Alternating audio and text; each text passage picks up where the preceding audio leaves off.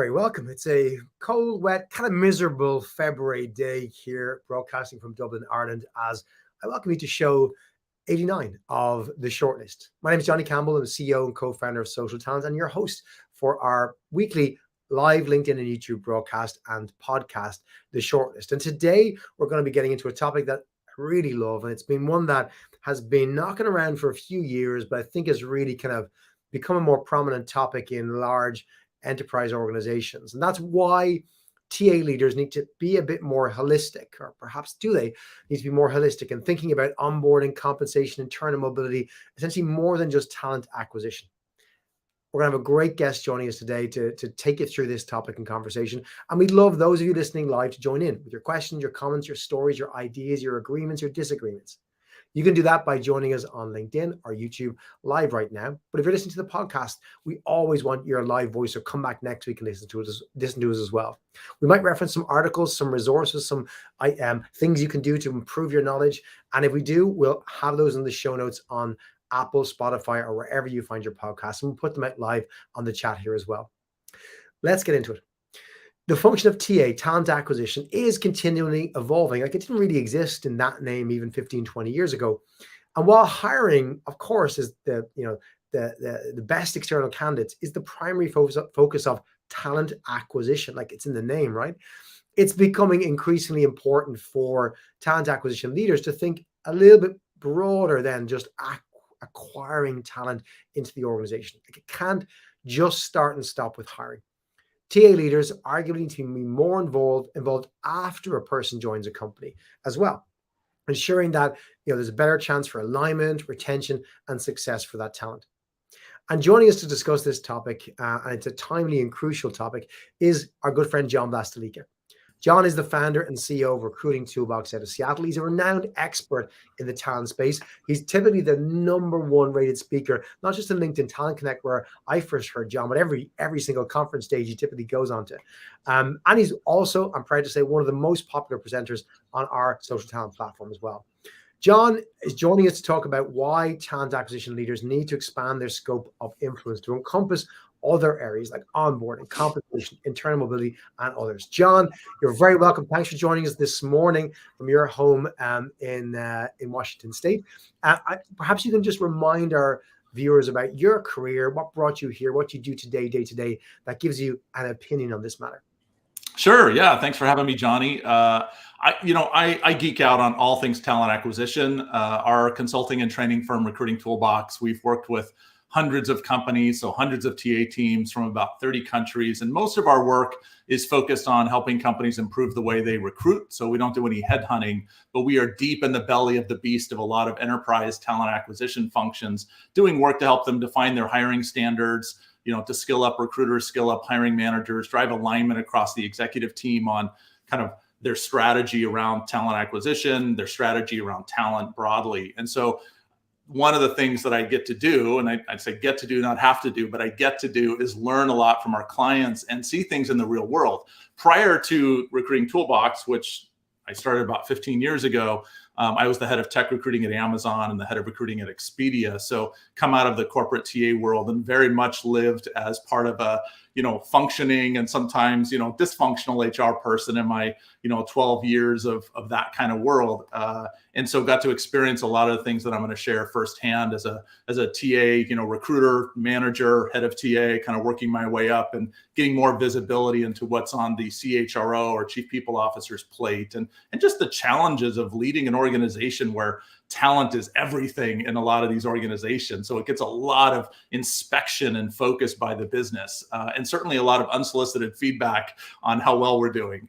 So that's a lot of my passion, is really around geeking out on how we can make sure that this thing works well. And today we're going to talk, as you know, a little bit about how we can think a little more holistically as leaders, as TA leaders. Whether you're a recruiter or a recruiting, you have a manager, director, VP title, there's an opportunity to think more holistically.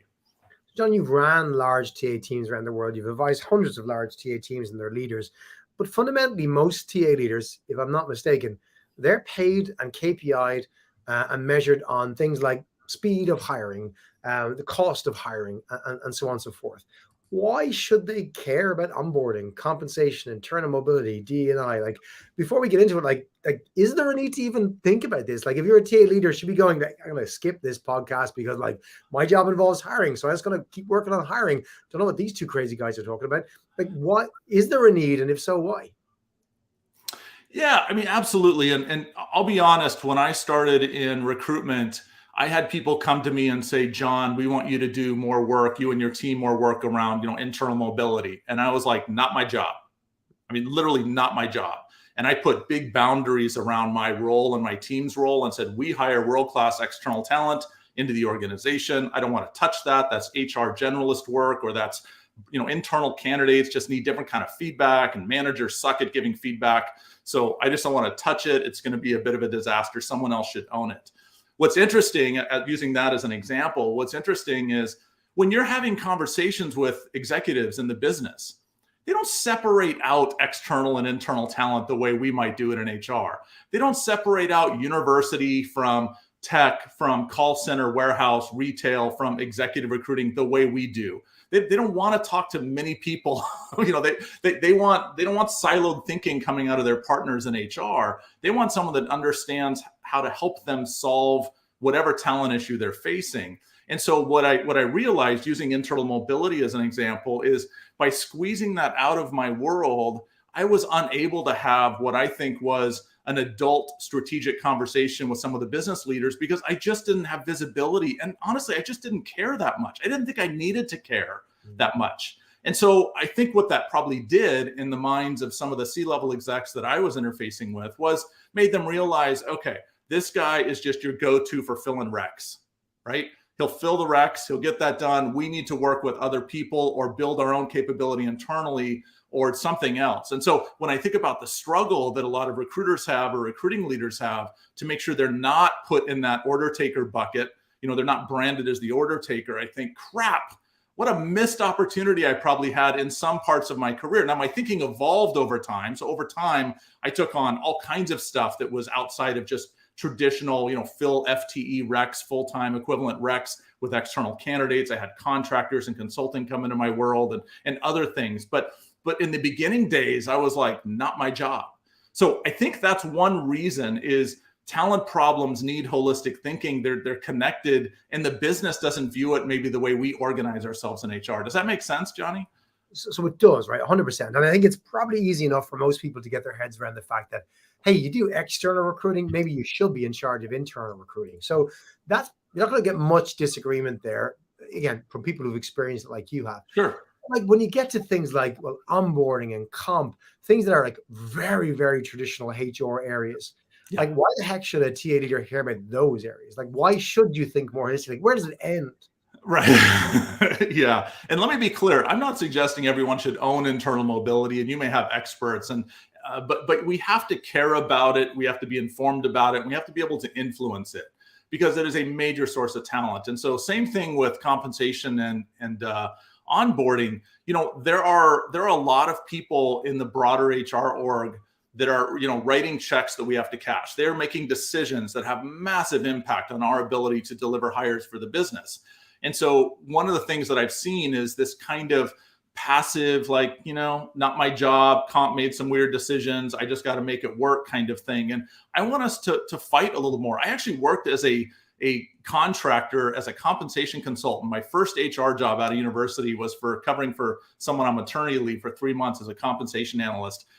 And I don't think I really appreciated when I was later in TA, I don't really think I appreciated how that experience helped shape my ability to engage and influence compensation leaders, because typically they are very under-resourced.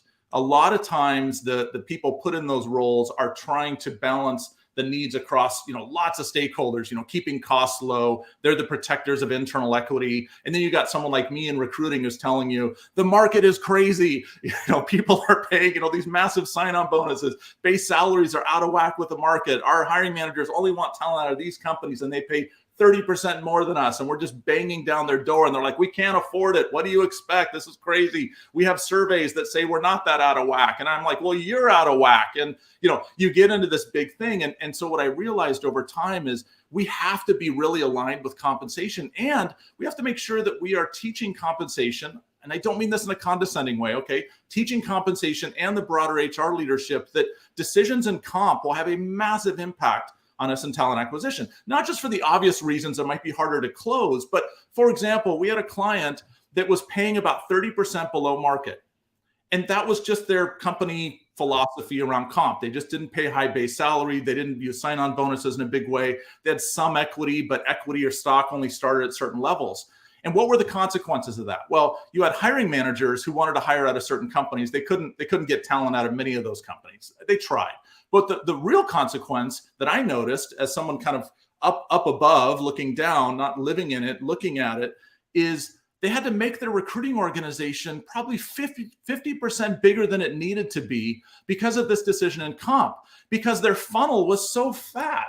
They had all these candidates that would get in the top and they had a leaky bucket, a leaky funnel. They just couldn't get people down to the final offer stage and close them because comp was so out of whack. So they employed the strategy I make fun of a lot in our recruiting leadership training, which is the try harder strategy. Hey, sorry about the comp.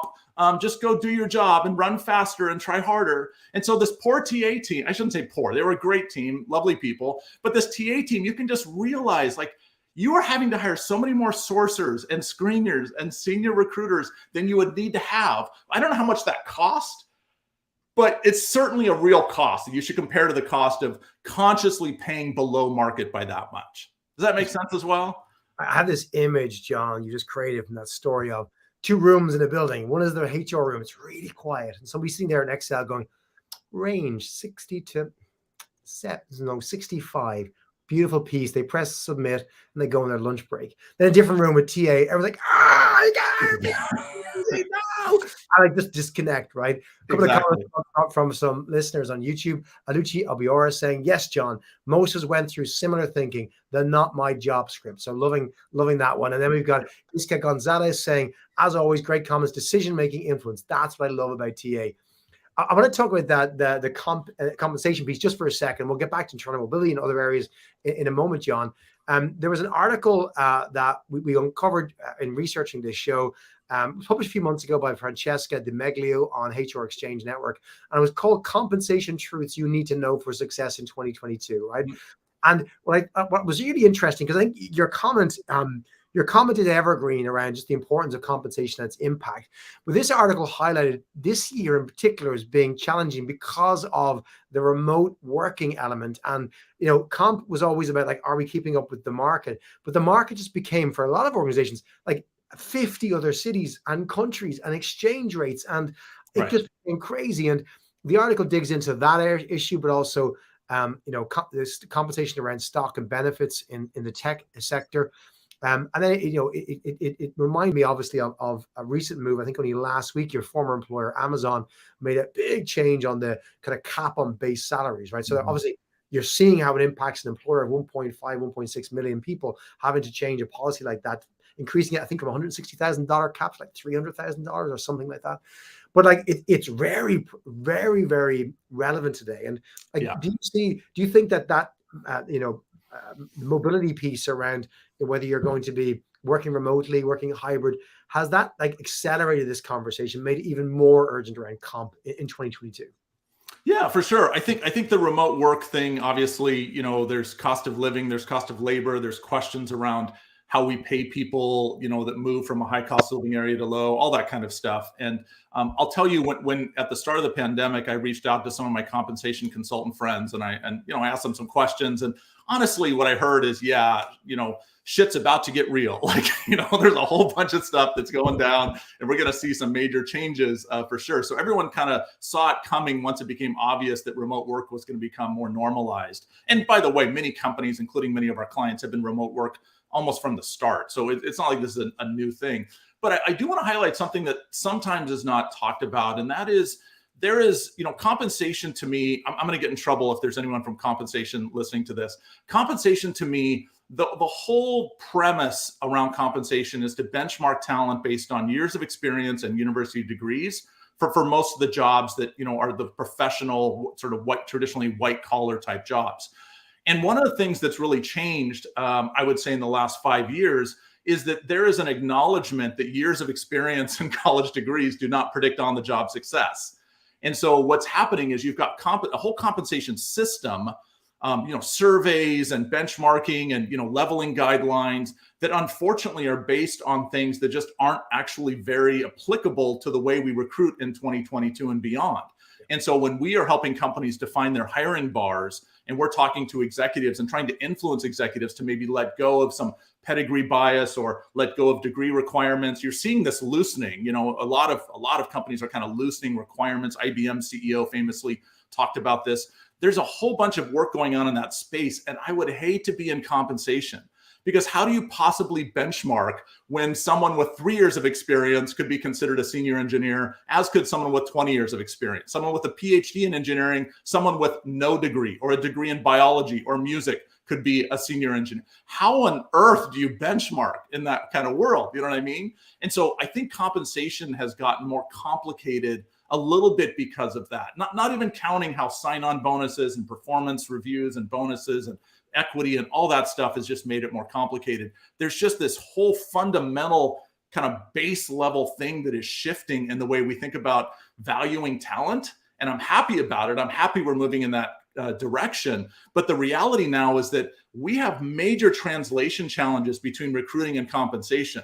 Because if compensation is involved in kind of the approval process, not just setting ranges, but some kind of escalation point for approvals, which in every corporate team, you go to maybe the HR partner and then comp.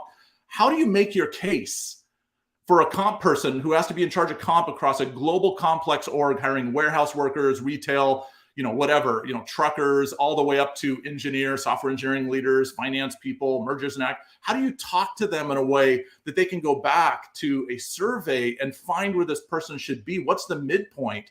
When on paper, this person maybe doesn't look like, it doesn't benchmark well, And so I feel for the compensation folks, but I also am like, you guys got to figure this out. You people need to figure this out, because this is where things are headed. And we need help in TA we have to be aligned on this, not just TA and comp. We have to get the business aligned on this, the HR partners, like the employees, everyone has to understand it's not just tenure and degrees that determine level and pay. Sorry, I'm on a roll. You're getting me all fired up. Compensation. And I was there going, down. I never thought I'd labor on compensation, but I'm excited by it. I have an observation that I never thought about before. Yeah. Do you think, John, and again, I don't want to labor on it, but do you think maybe there's this shift from compensation decisions were based on background, your education, your academics, your years of experience, built it. Now it's shifting towards value to the business and competition for those folks. And it's like, just say this, someone doing this role should earn this. It's TA's decision who they put in there, like from any background, any degree, whatever. We think the business value is like 70 grand, 100 grand, 30 grand. So go find someone who's willing to work at that level. So it's more about the value to the business and an element of what the market pays, and less about, count up your years of experience and benchmark you on a sheet to say someone like you should earn this. Yeah, I think that's interesting. I think it's a great observation. I think today it's more a function of what, you have to pay what the market tells you need to pay more than even the value of the role. But yeah, absolutely. And I think that's going to be a really hard transition. And another area I feel for compensation, they are the protectors of internal equity. And just think how hard that is when you have a 5,000, 10,000, even a 500 person org, and you start bringing external talent in that doesn't have the same background you have, and they're getting paid or leveled, titled like you. And how do you have that conversation? I mean, it's going to be, it's a disaster around communication and change management. I acknowledge it's going to be hard, but a lot of times companies, and this is where the things are so connected, companies will say, for example, we're only going to these 20 universities to recruit, entry-level computer science grads or MBAs or whatever. And we get there and it turns out that they're making $20,000 a year more than people who we hired 2 years ago who now have 2 years of experience in our company. And you have a decision to make. And everyone that's run university recruiting programs, early career talent, which I did for a while, knows this conversation. You have to have a really hard conversation with the business because you got to pay to play. We should not even be going to this university if we're going to offer 20K less. But John, we have all these people that now we hired that they're 2 years, and they're you can't pay them. You have to. If you're going to go, you have, otherwise don't go. And I think those lessons learned in the early talent university space, I think we need to be broadening that and think more broadly about experienced talent and entry-level talent and all kinds of talent, and say, are we as a company prepared to kind of screw up internal equity so that we get the top talent we need from outside the organization? And if the answer to that is no, wow, that is a very different kind of talent philosophy. If we're optimized for internal equity only, and some organizations, government agencies, you're required to pay people. You can't, there's very fixed bands.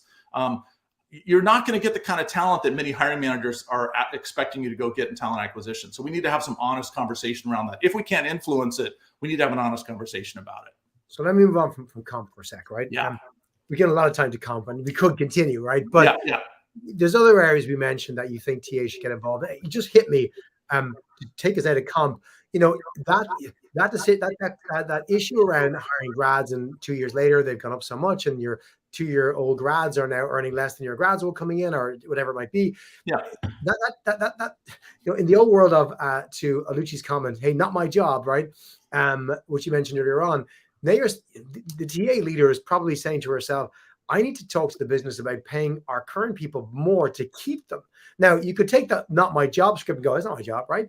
But my observation is that our new people are coming in at a higher salary than our experienced people. I see a problem here. I don't want the wreck landing back on my desk when those 2 people quit, or the whole team we hired 2 years ago quit. So talk to me about how you extend, let's say the post-hire kind of input from TA. Where should TA be getting involved? Where are they getting involved and having an impact, and how does that work? Yeah, I mean, I love that you bring that up. In many organizations, you can have 20, 30, 40% of your hires being some form of kind of backfills, or either backfills because the person left, or backfills because the person got promoted, or something. But I think we need to play a bigger role in that kind of front end conversation, more strategic conversation on workforce planning, and just kind of where do recs come from? I have this, mommy, where do recs come from? Where does the work come from for a recruiter? Like, where does that come from? And I think there's an opportunity to recognize, of course, company growth drives a lot of the new hires, the new recs we're hiring, and most people listening are in growth mode. But there's a big chunk that comes from losing people. And I think as TA leaders, recruiters even, we need to be asking ourselves why. When I was a TA leader at Expedia, for example, I asked to look at the exit interview feedback. So I know why people told my recruiting team they were leaving, and oftentimes they have a relationship with a recruiter, and and you can look on LinkedIn now and see where they went, and sometimes they'll tell you they got a better offer, and sometimes the HR generalist is more involved in that conversation than a recruiter. Typically, they're the ones, that someone they process kind of the resignation, if you will. But look at exit interview feedback, see if there's some trends in there, look at compensation as a reason. A lot of people lie and don't tell you the real reason they're leaving. We did an employee value prop and branding project for a client, and we actually called people that left more than 6 months ago.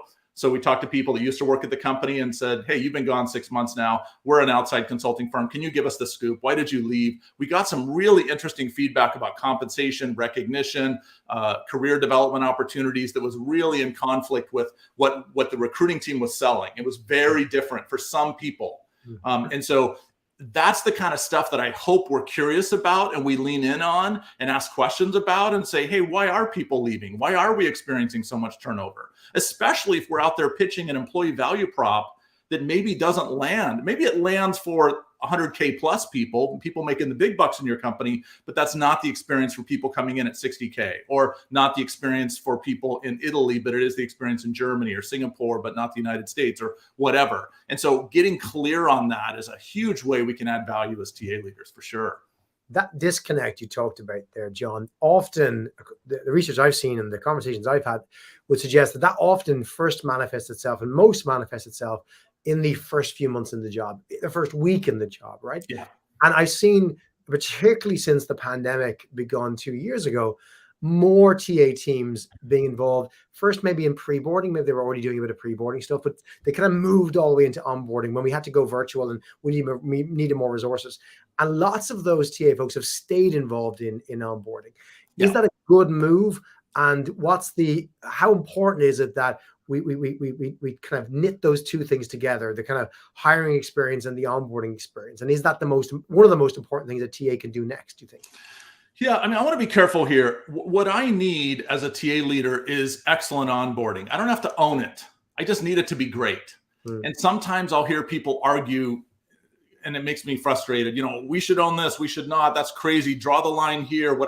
Whatever. Figure it out for your company. There's probably a right way and a wrong way to do it for your company. The bottom line is if you have great onboarding, I, as a recruiting pro, can be a lot better at my job. I can coach my hiring managers a lot better. I'll share with you one of the consequences of bad onboarding is if you have bad onboarding and you have hiring managers that you're trying to influence to widen the aperture, consider talent from different companies, different pedigree backgrounds, right? They can come out of different industries maybe, but onboarding is bad. You're going to have a really, really hard time influencing them. Because in their mind, they're like, hey, John, I support widening the aperture. I support hiring people from different companies. It may even have a diversity kind of angle to it where they're, saying, hey, I'm willing to hire people that maybe didn't even have access to those kinds of companies for whatever reason. But if, the pressure I'm under, if we don't have good onboarding, if we don't have good training post-hire, I'm stuck, man. I'm sorry. I support it generally, but I need someone that can hit the ground running, right? How many times have we heard that? Hit the ground running. And so I think about, I don't need to own onboarding. I just need onboarding to be better. I need someone to own it and lead it and make it amazing. And if I have amazing onboarding, it actually, from a TA pro standpoint, it allows me to be more strategic. Now I can more confidently go to the business, not just an individual hiring manager for, rec number 722. I can go to the business and say, hey, if we improve onboarding, we can actually tap into talent pools that we considered kind of, underqualified in the past. And now we can bring those people in and run them through a program. And lots of companies do this at scale for particular programs. Most call centers have a very significant onboarding program, and there's lots of training, and you get certified and you go through phases, all that. But for many organizations, that's just something that's, I don't know, it's underled, underfunded. It's just not getting the attention it needs. And it has massive impact, massive consequences for who we even target, not just who we hire, but who we even target. A question from Matthew Shakespeare, who's listening live. Will this be recorded and available later? Yes, it will. Podcast this evening, and you can watch it live straight afterwards on YouTube and LinkedIn with hashtag John is the GOAT. I'm taking it. That's a good thing, right? That you're the GOAT, John, right? That's a good thing, right? Actually, you reminded me on the onboarding piece there, two stories. One was Ohad, a friend of mine in Intel, who was running VP of talent acquisition for Intel for many years. He told me the story about his metrics. And he said in Intel, his metric was he owned time. We talked about time as a metric, which is normally time to hire. He had time to plan. He was measured from the day the rec opened to the person was at productivity. He had to reduce that. That was his goal. And so therefore, yes, you have to hire faster and do your process, but onboarding to get them up to a level where they were actually at full capacity was also his job in his team. And I thought it was a really interesting way to change that timing frame to go, the business and TAC, the business goes, I just want someone doing the job at full capacity. Can you shorten that a period of time? And it was another one, a good friend of mine who runs Oracle, Jan Ackerman, Oracle's TA team. He was talking about how his team had nailed all his India hiring goals, right? They got all these hires and completed them. They're like, this is amazing. And he was on a trip and he was meeting the kind of country manager for India. And he was like, this guy's going to love me. Like, we've nailed all our targets. And he met this really irate person who was like really pissed off. I was like, what's wrong? It's like, we hit all our hiring goals, as in we filled the roles. And the guy was like, it's taken you months, and the ramp ups and the notice periods are insane. But Jan wasn't measured by that, right? And he didn't realize that that's all the business cared about. And he had the wrong metric. I think that happens a lot in leadership, right? I want to talk about leadership, John, right? Because sometimes it's the business, they have the wrong metrics for the leaders, and therefore the leaders are led by their metrics. Yeah. And sometimes it's the leaders like they're stuck because their metric doesn't allow them to do these things. It doesn't allow them to be more agnostic, to jump out of the pure TA piece. Like, what advice can you give to leaders, right? You're a TA leader going, I'd love to, I have an opinion on onboarding, compensation, other areas, but it's just really hard because I'm measured on X, and X is all about recruiting. What's your advice to those leaders? How can you break out of that? Yeah, a few things. I had a conversation with the head of HR from a well-known tech company we worked with last year, and we were talking, just very, very openly about things that aren't really HR things, but are just business culture things that have a huge impact on talent acquisition. And one of the things we talked about is just cultures that are addicted to speed. the whole culture is addicted to speed. I don't mean talent acquisition is addicted to it. But I mean, I say this, with a smile, speed is the love language of hiring managers, but speed is the love language of business. And so what happens is you have these teams that are rewarded for getting their product out faster, closing the sale faster, making the new warehouse, get the warehouse up and running faster, whatever. There's speed. And what that does is that creates a culture where you don't really have time to fill becomes this primary driver. And a lot of, I think, very good, savvy TA leaders are moving away from time to fill as the primary one. But the business asks for that because that's the pressure they're under. And then what happens is you end up, giving these people managers, some of whom are first-time people managers. I can't tell you how many clients tell us, yeah, we have hundreds or 1,000 first-time people managers hired in the last 2 years as we've been scaling up, a lot of internal promotions that don't necessarily, they're still figuring out their jobs. They're still learning how to manage and lead. And so you have these managers who are now trying to, they don't have slack in their system to be able to do some of the good onboarding and training. So they're just reinforcing this speed. So one of the things I recommend TA leaders do is have an honest conversation with your head of HR, a conversation with business leaders, and just talk about this obsession we have with speed and ask ourselves, what are the consequences of that to not just talent, but the business when we do that. When we put so, really, really lean teams and focus them on speed, how does that impact our ability to kind of improve diversity in our organization? How does it impact our ability to hire people that maybe, come from different organizations that aren't going to ramp up as fast, or not going to hit the ground running? How is that impacting our ability to create a culture and employee experience with managers that have time to be good managers? I think that's kind of a big, not leader specific thing, but I think we should be asking those questions. And then for leaders in particular, most talent problems are not going to be solved with siloed thinking. We have to get curious. We have to recognize downstream, upstream impact. We have to be leading more and employ that see something, say something. If you see something, a decision that's about to be made that people may not understand is going to have an impact, or it's not explicit. People kind of think it's going to matter, but it's not explicit. We need to elevate the cost of these decisions. I think there's a lot of focus on the benefit of these decisions for something else, but I don't know if we always talk about the cost, which means the negative impact that it's going to have on things we care about. So get friends in other areas, get aligned with those people, find allies, be an influencer. Don't just be an order taker. Don't just be in the room listening, but speak up and ask questions and pull out the opportunity to maybe say, let's think about this more strategically, because this decision has a massive impact on these other things. I would love to be the TA leader in the room asking those questions. I think it'll help you in your career be seen as a more holistic thinker, which is one of the indicators of IQ, intelligence, but when you're asking those questions. And I think it also allows us to now be more influential and strategic with the business, because we're in the room. We understand the why behind the decision. So many TA leaders are just like, you know what? I agree with you, hiring manager. I agree with you. This decision sucks. Not my fault. I wasn't even in the room. I'm like you. I'm the victim here too. Comp just did this. Onboarding did that. They cut L&D by 50% this year. I don't know why either. We sometimes have that victim-y kind of, this just happened to us. And I call bullshit on that. Like, we got to step up and lead. We can't just be the victims. And that's a huge opportunity. That was a huge opportunity for me in my career. I think it's a huge opportunity still in 2022. John, you launched a brand new TA leadership program on the SocialTalent platform last year that's proven really popular. We've loads of demand for more TA leadership content specifically. But I know you run labs. You ran it here in Dublin over a few years ago as well for Europeans. And I recall our last conversation. You're running one in a couple of months, I think, in New York. Can you share some details about that, and how would folks who are interested in that particular leadership skill sign up? Yeah, sure. We have these things called recruiting leadership labs, and they're in person. We've done a bunch of them, I think 20 or so over the past 10 years. And we're doing New York City, end of April. We have 7 spots left. I'm not selling anyone. You have to be a corporate TA manager or director to attend.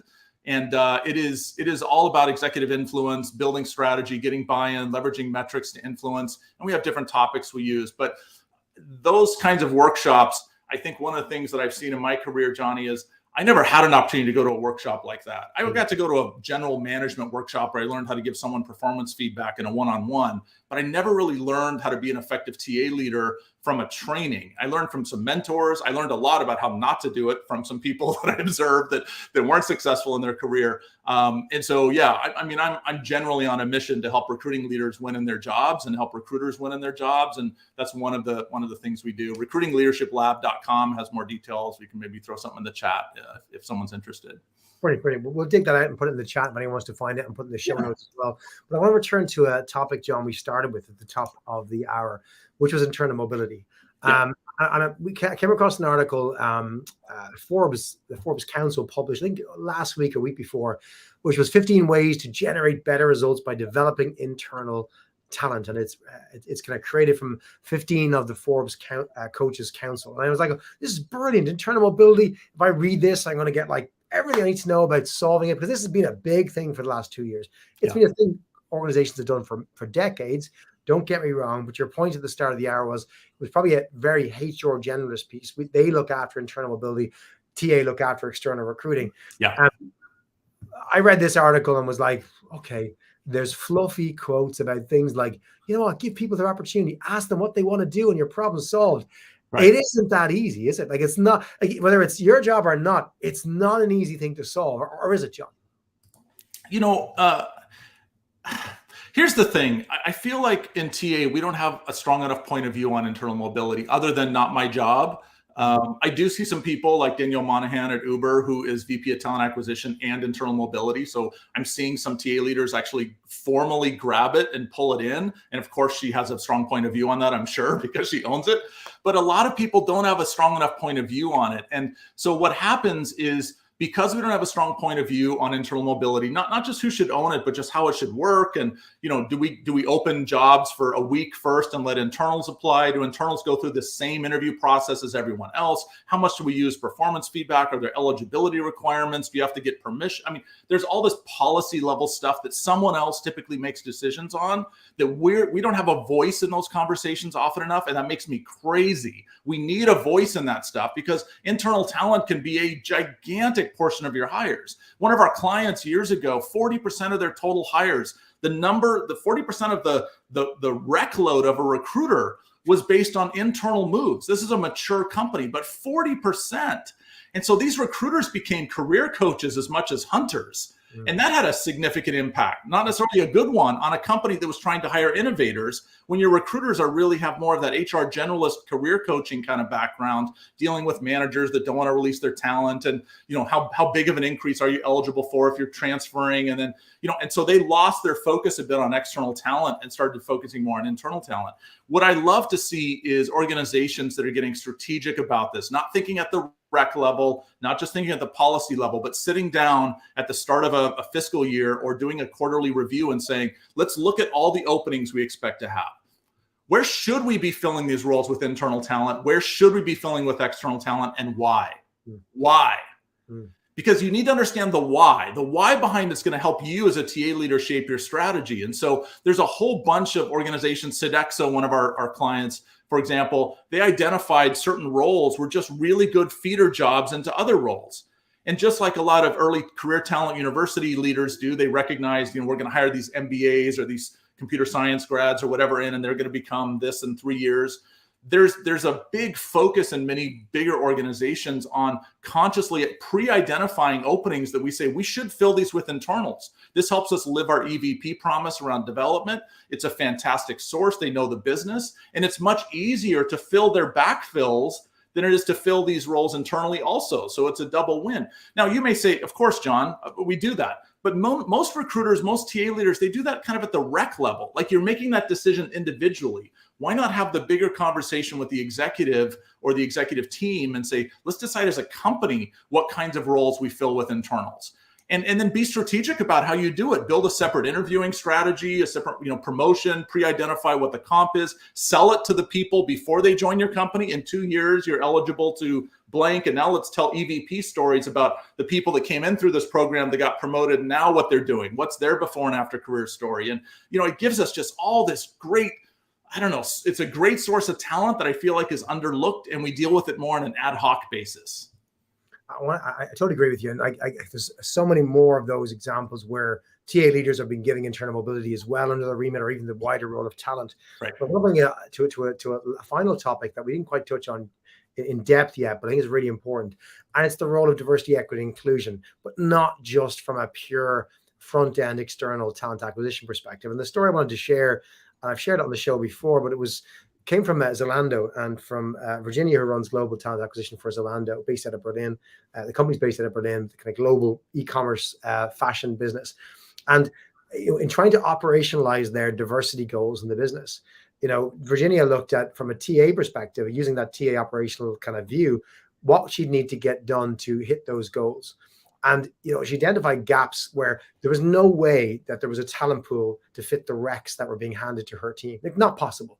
Yeah. And the only way to perhaps, achieve the goals of the business, back to what the business goals are versus TA goals, was to say, we need to be more big thinking on how we hire, who we hire, what the role even looks like, how we support folks to develop their learning, because for whatever reason, a whole lot of people were disenfranchised and didn't have the opportunity to train and get the degrees and get the experience that our rec is saying we need.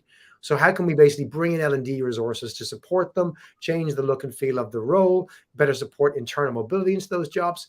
And it was just impossible to achieve that if you only looked at it from an acquisition perspective. You never hit those goals from a diversity, let alone the inclusion perspective. So do you see as much of an opportunity for everyone in that space? And how does that look from a TA leader right now? And she looks and says, how can I get more involved in D&I beyond just obviously my targets as are given to me? Because that's what a lot of leaders are given. Hey, you got to hit this quota. Go get that quota. Yeah. Like that's almost impossible to do in today's market. No. Yeah, it is. And if you are really focused on having a balanced executive team and, balanced engineering leadership teams and such, you absolutely have to think about internal mobility as part of your strategy and promotion and retention. And it definitely takes holistic thinking. And I'll tell you, I remember when she presented that, I was on one of your leadership calls where she talked through that. And I love the thinking, because you could see the holistic thinking that was going into this when she was actually doing the math to say, here's what it would take, and for many of our clients, many organizations, you might hire, let's say you're a 10,000 person company, you might hire 1,000 or 1,500 total people, including backfills in a year, maybe 2,000 if you're lucky. And then you have executives or DEI leaders that are trying to say, we need to be more balanced in this area. You go back and do the math, and you would almost have to hire 100% women to meet the, which you're probably not going to do or be able to do. And so I think sometimes we do have to, do the math and look at it.